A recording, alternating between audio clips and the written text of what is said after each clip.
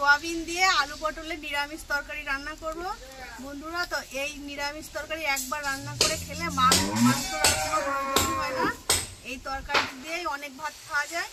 তো আমি এই যে আলুটা আগে ভুনিয়ে নিচ্ছি।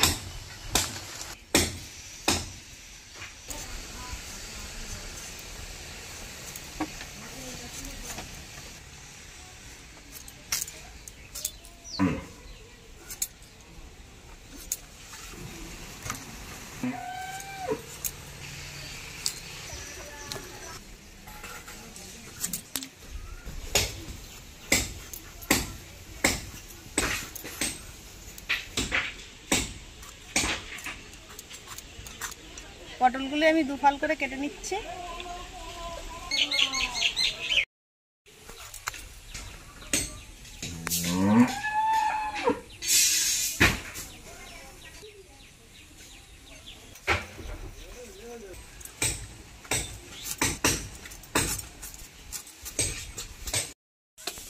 কাঁচা সবজিগুলি সব বনিয়ে নিয়েছি, আর রান্নার জন্য আমি মশলা শিলপাটায় বেটে নেব। আমি বেটে নিচ্ছি শিলপাটায়।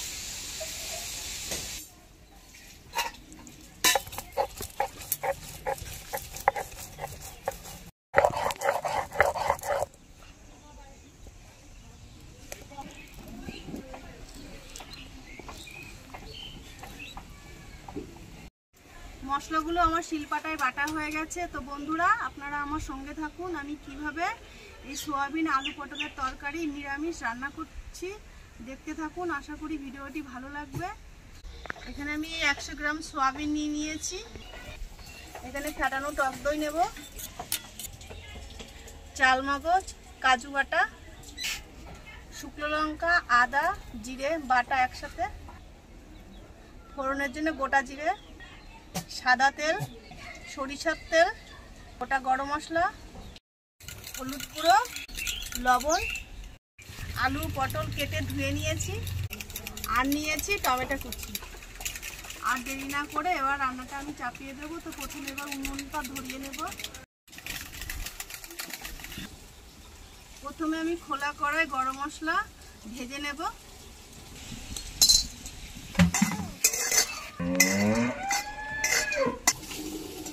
নিরামিষ তরকারিতে এরকম গরম মশলা খোলা কড়াই ভেজে নিয়ে বাটা দিয়ে রান্না করলে তরকারিতে সুগন্ধি বেরোয় আর খাওয়ার স্বাদটা বেড়ে যায়। ভাজা হয়ে গেছে, তুলে দিচ্ছি।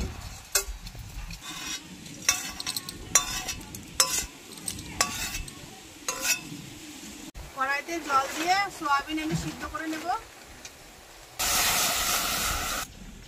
জল গরম হয়ে গেছে, এবার সোয়াবিনগুলো দিয়ে দিচ্ছি সিদ্ধর জন্য। খুন্তিতে একটু নেড়ে চেড়ে নেব। সোয়াবিন সিদ্ধ হয়ে গেছে, এবার জল ঝরানোর জন্য পেটেটা আমি ঢেলে দেবো।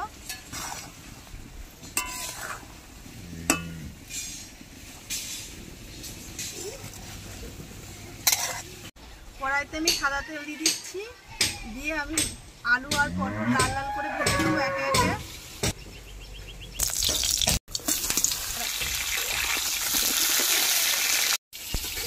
পটলগুলি লাল লাল করে ভাজা হয়ে গেছে, এবার তুলে নেব, নিয়ে আলুগুলো ভেজে নেব।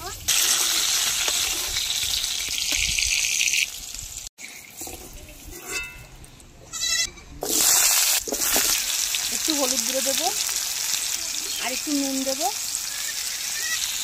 এবার নেড়ে চেড়ে নেবো ভাজার জন্য। গুলো লাল লাল করে ভেজে নিয়েছে, একই তেলে সোয়াবিন গুলো ভেজে নেব।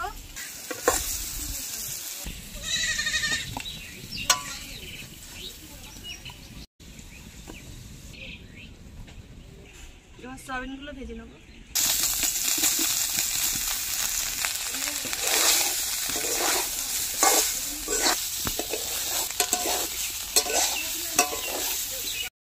সেদ্ধ করে রাখা সয়াবিনগুলো ভেজে নিয়েছি, তো এবার নামিয়ে নেব।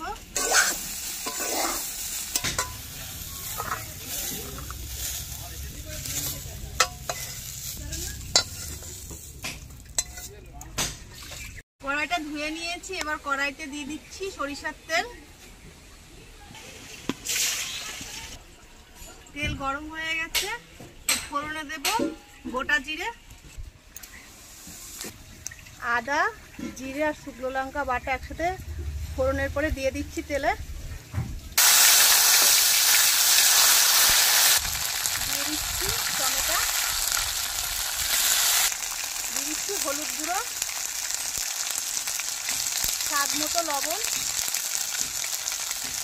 এবার মশলাটা কষিয়ে নেব ভালোভাবে।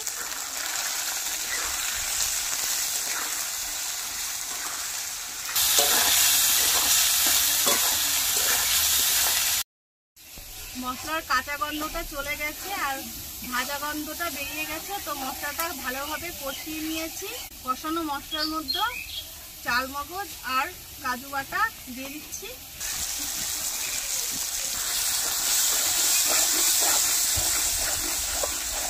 দিয়ে দিচ্ছি অল্প একটু চিনি, আবার একটু নেড়ে চেড়ে নেব।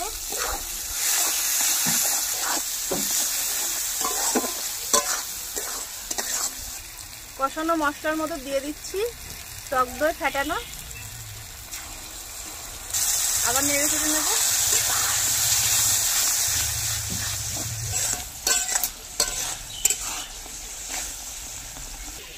টক দই মশলার সাথে ভালোভাবে মিশিয়ে নিয়েছি।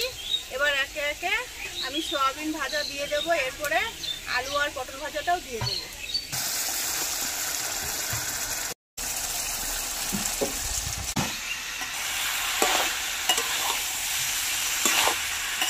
কষানো মশলার সাথে ভেজে রাখা আলু, পটল, সয়াবিন আমি 10 মিনিট মতো কষিয়ে নেব ঢাকা দিয়ে ঢাকা দিয়ে দিচ্ছি।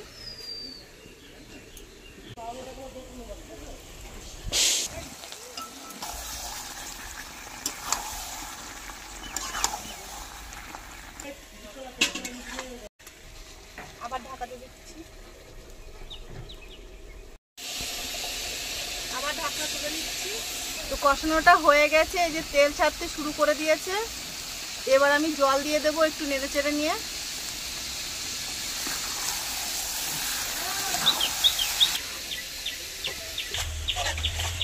জল দিয়ে দিচ্ছি এবার।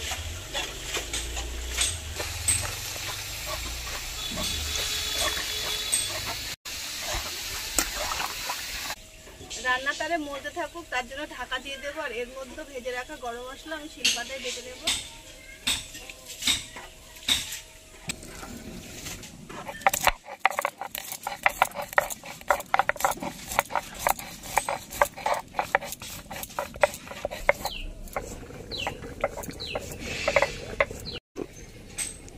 ঢাকনি তুলে নেব আর দেখবো তরকারি কেমন মজেছে।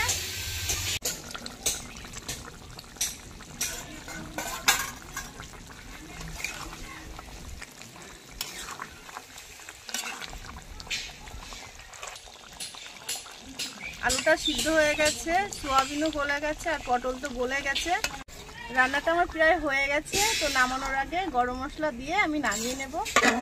দিয়ে দিচ্ছি ভেজে রাখা বাটা গরম মশলা। তরকারিতে গন্ধ বেরিয়ে গেছে, গন্ধ শুকিয়ে মনে হচ্ছে এক ফুটি ভাত খেয়ে বসে পড়ি। তো যাই হোক, আমি এখন তরকারিটা নামিয়ে নিচ্ছি।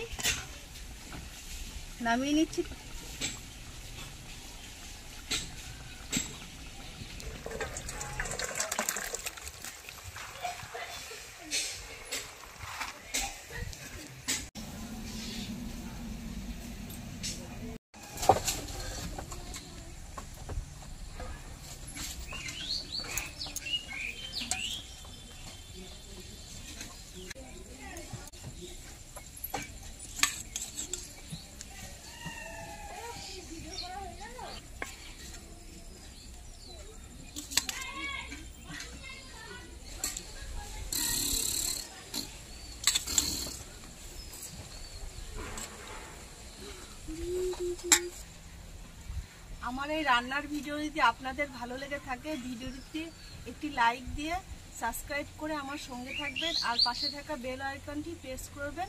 এবার খেয়ে দেখবে কেমন হয়েছে। দেখতে থাকুন বন্ধুরা ভিডিওটা।